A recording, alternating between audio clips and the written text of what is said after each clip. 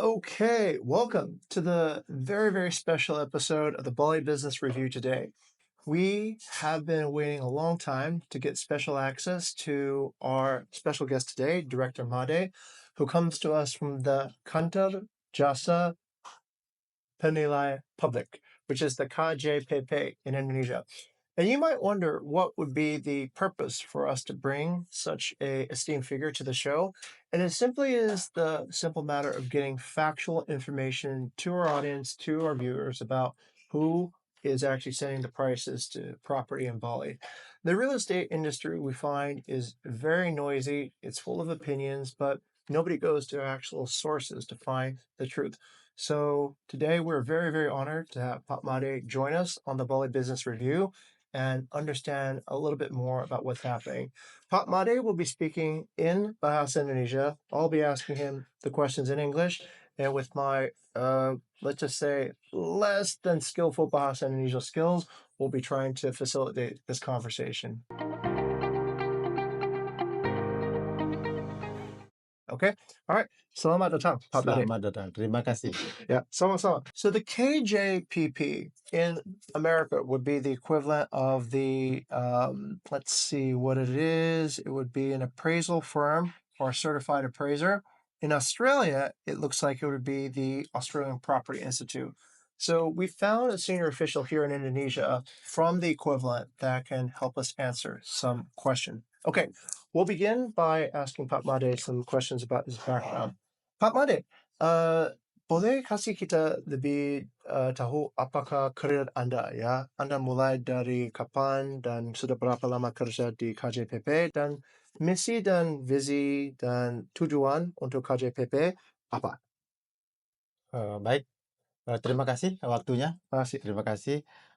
KJPP adalah perusahaan penilaian, perusahaan appraisal di Indonesia. Baik. Mereka adalah profesional penilai, Mhm. kemudian di bawah organisasi namanya MAPI, Masyarakat Profesi Penilai Indonesia. Baik. Kemudian mereka bekerja masih menggunakan Peraturan Menteri Keuangan, kemudian dilengkapi dengan standar penilaian Indonesia sebagai rujukan mereka bekerja, namanya SPI.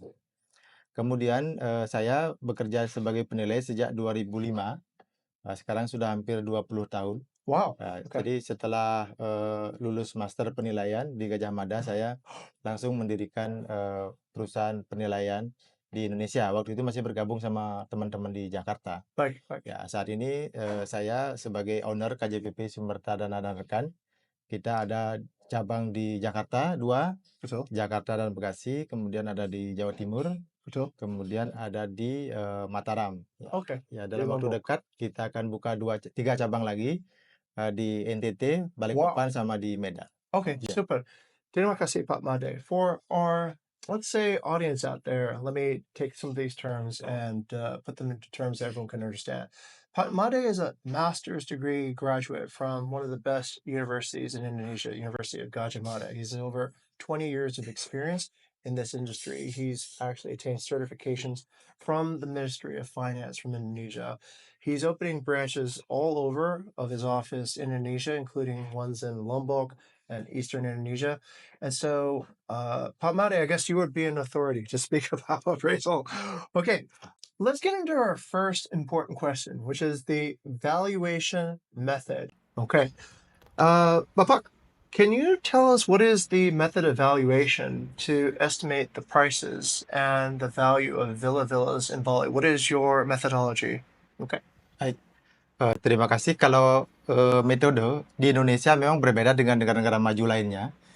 Kalau Indonesia, pemerintah tidak menyiapkan data yang valid terhadap data transaksi properti. Yes. Jadi kalau di negara-negara maju kita lihat rujukannya, mereka menyiapkan data untuk transaksi properti. Betul. Kalau Indonesia kebetulan tidak ada, belum siap. Sehingga pendekatan yang kita gunakan itu, pertama basisnya adalah ketersediaan data.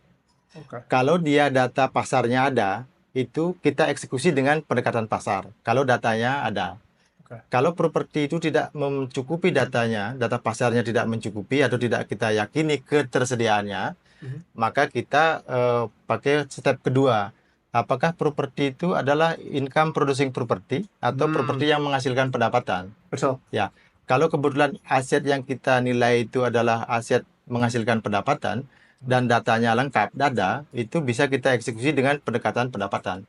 Like the income stream. Ya, Okay, okay. kalau tidak ada dua-duanya, data pasar tidak tersedia, data pendapatan juga tidak tersedia, maka kita menggunakan pendekatan yang terakhir, yaitu pendekatan biaya.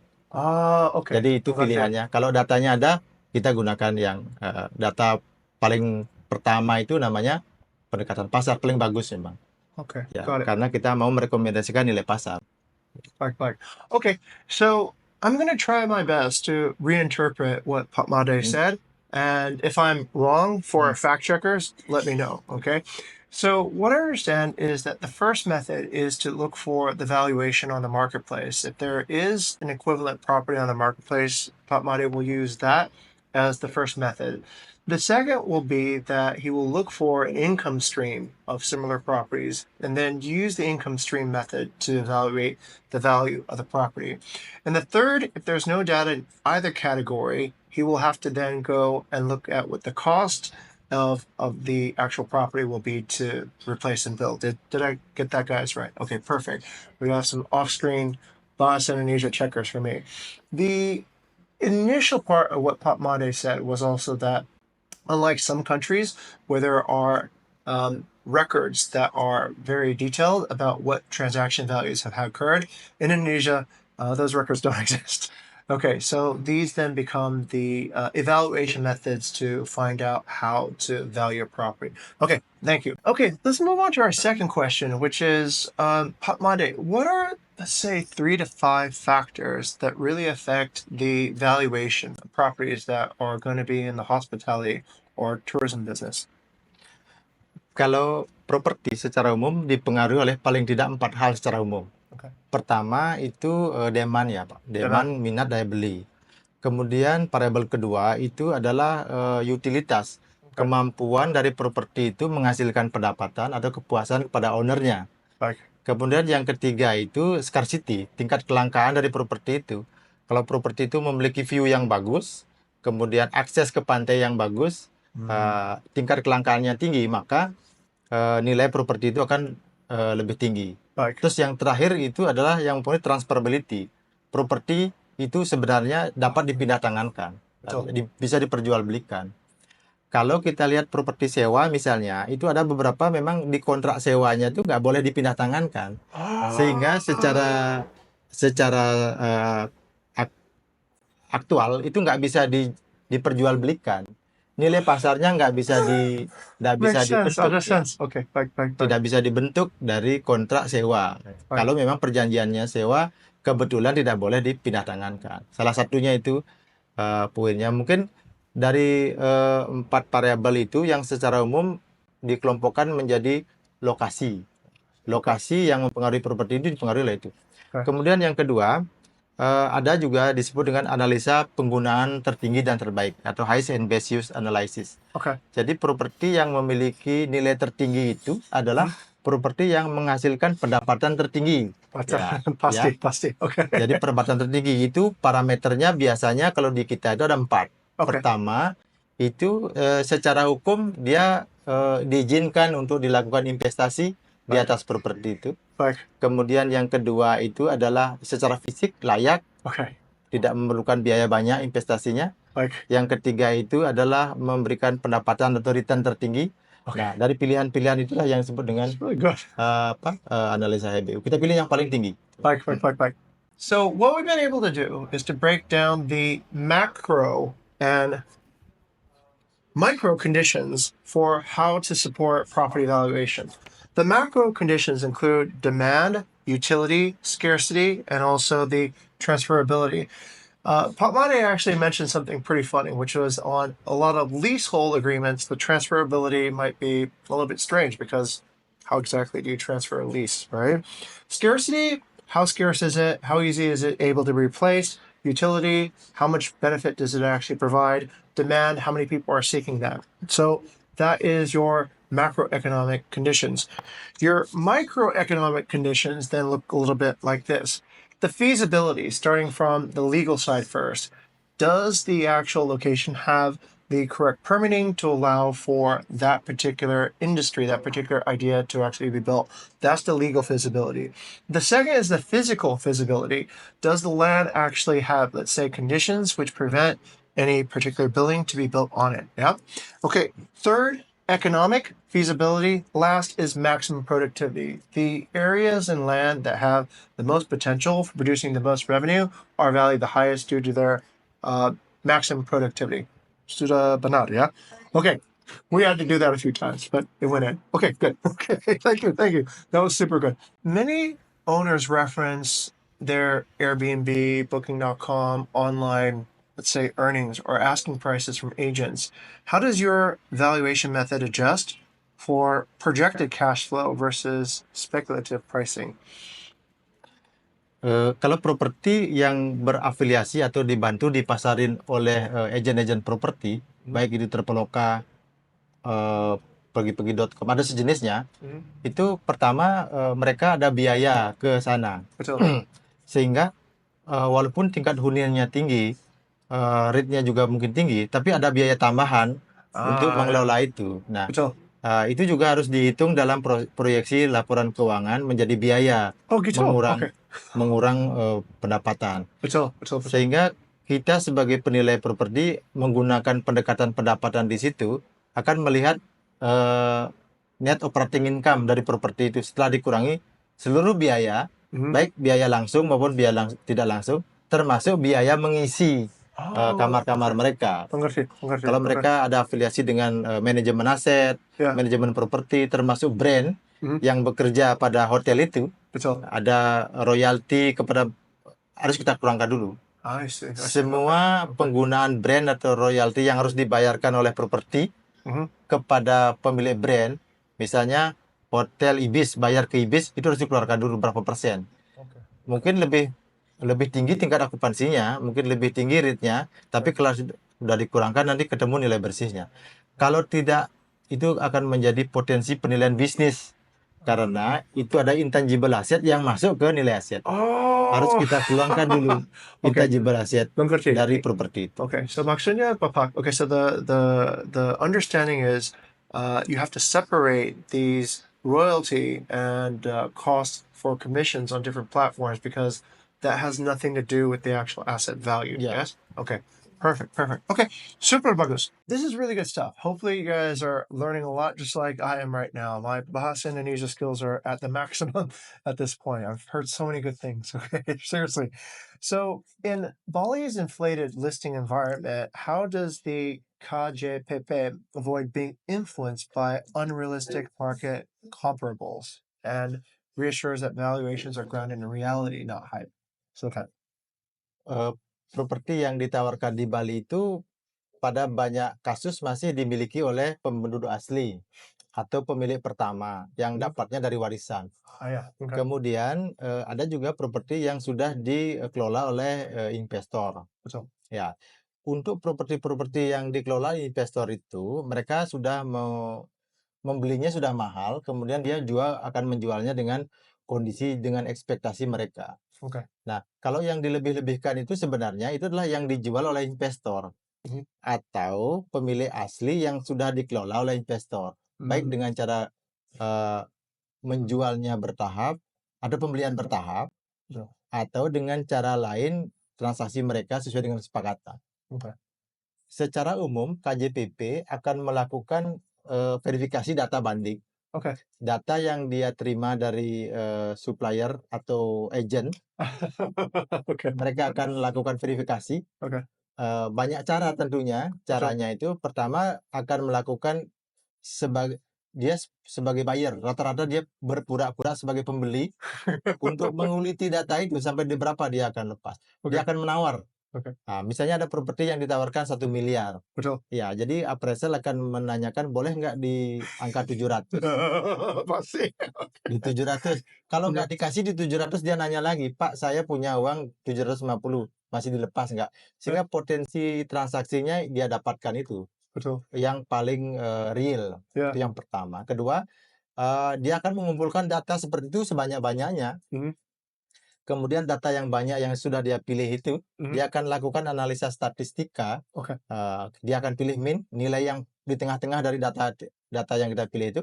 Kemudian modus yang paling sering muncul. Okay. Misalnya kita ngumpulkan data yang paling sering muncul penawarannya itu adalah 1 miliar, maka itu yang kita pilih. Yeah. Termasuk min, Ah, median, strong modus, ya, statistical. nilai tengah, Yeah. ya. Okay. Nilai Median. tengah, ya. Dari semua data itu, mana yang tengah-tengahnya. Betul. Sehingga standar deviasi antara data dan laporan tidak terlalu jauh gitu. Okay. I get it. Kesepakatan data dan kualitas data yang kita pilih itu juga banyak. Betul, Ya. betul. Okay. I love it. I love it. From what I could understand, what Popmate does is really clever. He knows that the market is going to have people who are probably going to try to overinflate the price, but because they have the law of numbers on their side, they're able to see all the numbers and see the outliers fairly quickly, and they go with the median values in order to find the truth. Okay, super. All right, Popmate, I think this is a good time to ask about independence and neutrality. How do you ensure neutrality in valuations when multiple stakeholders like banks, developers, and owners have conflicting interests?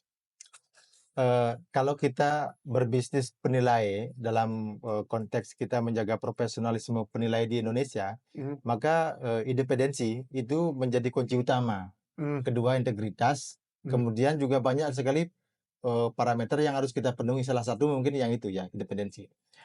Pertama, kita mengukur kita independen sebenarnya itu dari pertama kita menerima pekerjaan. mm. Kalau kita sudah yakin bisa independen terhadap objek, Yeah. baik konflik kepentingan dari pemilik maupun kedekatan dengan pemilik atau pihak lain, kalau kita yakin akan bisa bertindak independen, Mhm. kerjakan. Kalau tidak, lebih baik nggak usah Mm. dikerjakan. Misalnya kita bersahabat, Bapak bersahabat dengan saya, Betul. kemudian Bapak menyuruh saya menilai, saya tidak boleh kerjakan. Karena ada Karena conflict of interest. konflik Okay, interest. baik. Okay. Karena pertama, Bapak telepon nanyakan nilai, minta nilai lebih atau rendah, saya tidak mau kerjakan bisa jadi masalah. Persahabatan tanggungannya kan gitu. Yeah. Sehingga itu pertama nggak usah dikerjakan. Okay. Kedua, terkait dengan nilai itu Mhm. sudah ada juga database-nya di kita di Indonesia. Jadi Okay. seluruh penilai di Indonesia itu mengirimkan laporan ke Kementerian Keuangan. Betul. Kemudian di situ nanti dengan tabulasi kementerian ketahuan Betul. nilainya yang tidak independen itu yang mana gitu. Ah, Karena bisa jadi properti yang bersangkutan dinilai juga dalam waktu yang berbeda oleh KJPP lain. Sehingga kalau misalnya nilainya tidak independen, right. lebih tinggi atau lebih rendah, ya Right. kita siap-siap diutangi oleh regulator Baik. akan memeriksa kantor kita. Jadi Okay. kalau penilai Indonesia, saya yakin independensinya itu pasti nomor 1. Oh, wow. Okay, super. Thank you. Okay. What safeguards exist in your internal process to review and contest evaluation if new credible evidence is provided post-report? Perubahan terhadap laporan penilaian itu secara standar penilaian Indonesia diizinkan. Mm. Di standar dan regulasi mengaturnya, kita akan menerbitkan laporan baru atas perubahan dari laporan sebelumnya dengan mencantumkan nomor laporan lama yang kita perbaiki dengan alasan yang tepat dan menyatakan laporan yang lama itu tidak berlaku. Nah, Okay. pada umumnya perubahan laporan itu digunakan karena pertama perubahan pengguna laporan atau perubahan nama pemegang hak. Kadang-kadang di sertifikat kopi yang diberikan ke kita itu bukan kopi sertifikat terakhir. Sehingga namanya yang terakhir itu bukan yang ada di kopian itu. Sehingga itu kalau itu bisa dirubah secara prinsip. Tetapi kalau misalnya ternyata perubahannya tidak terkait dengan hal itu, misalnya dia minta merubah nilai, menurunkan nilai, itu tidak bisa dilakukan karena tidak ada sesuatu yang baru disampaikan kepada kita. Okay, super. Gitu. What type of official decisions, such as loans, disputes, taxes, or mergers, can legally rely on your KJPP evaluation? Laporan penilaian pada umumnya itu memang dia produk hukum. Mhm. Bisa digunakan untuk kepentingan hukum. Okay. Bisa untuk mengambil keputusan, itu kepentingan lain terkait dengan litigasi. Okay. Kalau misalnya dilakukan dengan tahapan-tahapan penilaian yang resmi. Pertama, penilaian dengan pengguna jasa atau pengguna laporan itu tanda tangan kontrak lingkup penugasan. Jadi mereka tanda tangan lingkup penugasan, kemudian tujuan laporan juga di-state di situ, sudah pasti. Okay. Apakah laporan ini digunakan untuk penjaminan utang, Got it. untuk lelang, Mhm. atau untuk kepentingan persidangan di pengadilan, Okay. atau dengan pajak. Okay. Itu pertama kita sepakati di depan dengan kontrak antara penilai atau KJPP dengan pemberi tugas. Betul. Kemudian kalau misalnya digunakan untuk litigasi atau kepentingan hukum, baik di pengadilan maupun di pengguna maupun di APH, aparat penegak hukum, maka itu biasanya ada biaya tambahan karena kita harus hadir Betul. di penegak hukum sebagai saksi, Okay. memberikan keterangan. Sepanjang itu dilakukan dengan standar penilaian Indonesia, maka seluruh laporan itu adalah produk hukum. Next question is about internal quality control processes. Pak Made, what kind of internal quality control processes do you have before KJPP releases a report? Kalau di dalam proses penilaian itu pertama memang input data. Input data dari pasar, data fisik, data objek penilaian, data lingkungan. Jadi kalau kita input data itu oleh namanya petugas survei atau surveyor. Okay. Kadang-kadang juga penilai yang turun. Setelah data diinput oleh petugas survei atau penilai yang ke lapangan melakukan inspeksi atas properti, mereka melakukan analisa. Nah, analisa itu kemudian direview oleh reviewer di kantor, Betul. di office mereka. Kemudian setelah direview, baru direview kembali oleh penilai publik yang akan send laporan. Okay. Jadi mereka itu kerjanya terpisah. Kemudian terakhir dicocokkan dengan database yang ada di kantor, di Okay. kantornya masing-masing. Okay. Setelah dianggap cukup prosesnya, Betul. kemudian dianalisa kertas kerja penilaian oleh masing-masing level, baru kita mintakan barcode ke Kementerian Keuangan. Jadi setelah minta barcode, baru kita rilis laporannya. Jadi tetap setiap laporan yang ada di Indonesia itu dalam konteks pengawasan oleh Kementerian Keuangan pertama, kemudian internal dulu bersih, Betul. baik dari sisi sistem maupun prosedur Okay. kerjanya. Saya pikir itu prosedur yang kita lakukan di KJPP agar kualitas laporan yang kita terbitkan itu dapat dipercaya oleh masyarakat. This sounds like blockchain sedikit, ya, karena ada like independent akan verifikasi. We're getting to the last question, and this one is hoping for all the property owners out there to seriously understand. Pak Made, what do you wish every property owner understood about the purpose of professional evaluation that would make the experience more constructive? Please. Pada dasarnya, profesi penilai hadir di masyarakat itu adalah untuk membantu masyarakat menyelesaikan masalahnya, memperlancar bisnisnya, dan mengurangi risikonya. Betul. Memperlancar bisnisnya, mereka akan melakukan penjaminan di bank agar nilainya itu bisa dipercaya oleh bank atau pengguna jasa, maka dilakukan appraisal yang fair. Tidak sendirian banknya menentukan nilai atas jaminan itu. Betul. Kemudian kedua, kita juga melindungi masyarakat ketika asetnya mau dilelang oleh pihak-pihak yang memerlukan. Karena dia gagal bayar atau kepentingan lain sehingga aset akan harus dilelang. Maka penilai hadir di situ untuk memastikan bahwa nilai propertinya itu atau propertinya itu tidak dijual secara sembarangan. Betul. Mereka mendapatkan keadilan atas itu. Terus yang ketiga, penilai juga hadir pada mereka yang sedang membagi hak-haknya, baik itu saudara maupun dengan istri atau pasangannya. Jadi masing-masing pihak mendapatkan keadilan berdasarkan haknya masing-masing. Penilai hadir untuk masyarakat sehingga kami profesi penilai adalah profesi yang mengabdi membangun negeri melalui melayani masyarakat versinya penilai. I love it. I love it. Okay. Yeah. Thank you so much. Terima Thank you kasih. so much. Terima kasih. Terima kasih. Pak Made is doing this on the behalf of the benefit of the Indonesian people and all people who live in Bali. So it's about fairness. It's about giving, let's say, the continuance of heritage. It's about letting small businesses succeed. It's about giving everybody equal, let's say, standing and fair chance in the business market. And that's, I think, such a foundational thing we want to do here at the Bali Business Review. Okay. So thank you so much, Pak Ya, Made. terima kasih. Terima kasih. Yeah. And watch the next episode of the Bali Business Review, where we'll always be interviewing experts to get facts and truth about what every property investor should know. Pop Monday comes from the source. He's not doing marketing, he's not selling property. He's established government official with a high educational background, telling the truth. And we hope to also reduce some of this, let's say, incorrect understanding out there in the marketplace about the Indonesian government and their pursuit to improve a fair and constructive property market. Okay. Thank you. Thank you. Yeah. Okay. All right. Cool.